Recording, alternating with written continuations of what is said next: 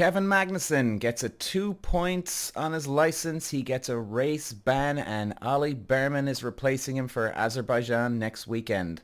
What's next? This poor lad. Was he on the grassy knoll? Was he on that rooftop when Donald Trump was fired upon? Is that where we're going next with this? Kevin Magnussen gets blamed for a lot of things, lads, in Formula One. This guy's just, I don't know. It's like he's got kryptonite tied around his neck. He can't get rid of it. It's just leering. Even the smell is around him all the time. We're going to go through some footage here, lads. And I've raced for many years. I see zero wrong. In fact, if anything, there's no one to blame. But if you're going to blame anyone, I would be blaming Gasly. And here's why. Okay, so lads, where do we start with this, right? So it was the Italian Grand Prix last weekend. Now, obviously, look, very quickly, great win for Leclerc. Brilliant strategy from them. And look, Lando Norris and Oscar Piastri, they were in the top three as well. And we're going on to Azerbaijan next weekend. But obviously we've seen now Kevin Magnussen at Haas. And he has a incident with Pierre Gasly at Alpine. And they're going into a chicane. Magnussen takes the inside. He has the corner. Now we're going to really break it down now and you'll see why. Even though you can say technically Gasly has the corner, he doesn't have the corner. I'll show you. Let's get into it.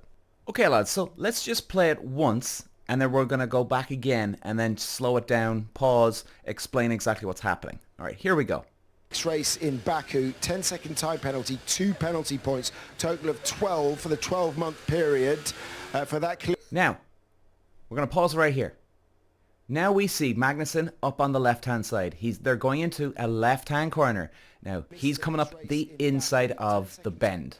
You've got Gasly on the right. Now, you did see the way Gasly had a look, right? He was sort of tempted to try and make a lunge at the guy in front of him, but he knew he didn't have enough space, he didn't close the gap enough, so he just tucked right back in on the right-hand side, stayed where he is. He's obviously hoping Magnussen's not going to come lunging up the inside. Let's keep going. Now we get to almost the middle of the bend here. We're not quite, but we're right at the corner. Now, okay, guys, technically in this situation, Gasly's got the right of way because he's technically in the lead. He's ahead of the car. He's ahead of Magnussen. But this doesn't translate in this type of scenario, lads. Magnussen's in the inside. He's got the perfect spot here. He knows, and this happens all the time in motor racing. Gasly, he's taking a risk by staying on the outside here. Now, Magnussen stays where he is. Gasly stays where he is. Now we see Magnussen. He's in the inside. He's taken the lead in this corner here, okay? He's gone for the move. Perfectly acceptable. Absolutely. And even you can see Gasly, he's coming in on top of him here, right? Not giving him much space. Gasly's giving him a bit of a squeeze. Now, Magnussen, you can see at Magnussen's hand. He's not pointing the wheel towards Gasly. He's pointing the wheel inside to the left. He's keeping the car in. Now, we're going to have to do this very slowly here. Now, let's keep going. Okay, now do you see that, guys? We're going to go back. Watch again now. When he gets to the corner, you still see Magnussen has the car directed to the left. In other words, he didn't turn the wheel to the right to smack into Gasly. Let's have a look again. You see that? Now, you see as well, Magnussen had a tiny little bit of a lockup, okay? Now, when that happens, lads, in racing, a bit of a lockup, you lose a little bit of grip, the balance of the car gets a little off. It's not a huge deal. It was only a touch of a lock. But again, Magnussen didn't actually go wide here. He didn't drift wide. In a lot of cases, if you do lock up, you can literally go straight on, right? And then you're taking off the guy who's on your outside. So the both of them were lucky that Magnussen didn't completely lock up and the two of them go straight on. And there we have it, lads. Magnussen, you can see, he doesn't turn in on Gasly. He tries to keep the line. It's a racing incident. If anybody, Gasly put it at risk here. And if this was Magnussen and Gasly in a boxing match right now, this is like Magnussen punched Gasly in the face and took it, no problem. But he lost his balance and he fell over. Okay?